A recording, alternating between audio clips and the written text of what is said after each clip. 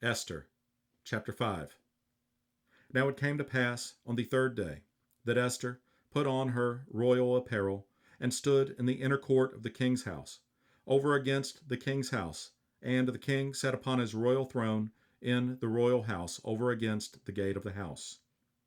And it was so, when the king saw Esther the queen standing in the court, that she obtained favor in his sight, and the king held out to Esther the golden scepter that was in his hand.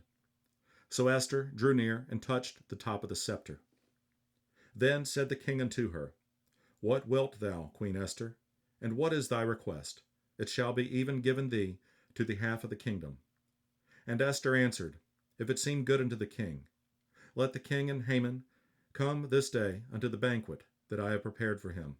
Then the king said, Cause Haman to make haste, that he may do as Esther hath said. So the king and Haman came to the banquet that Esther had prepared.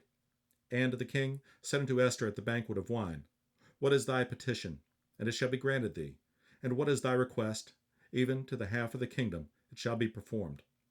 Then answered Esther and said, My petition and my request is, If I have found favor in the sight of the king, and if it please the king to grant my petition, and to perform my request, let the king and Haman come to the banquet that I shall prepare for them, and I will do tomorrow as the king hath said. Then went Haman forth that day joyful and with a glad heart. But when Haman saw Mordecai in the king's gate, that he stood not up, nor moved for him, he was full of indignation against Mordecai. Nevertheless, Haman refrained himself. And when he came home, he sent and called for his friends, and Zeresh his wife.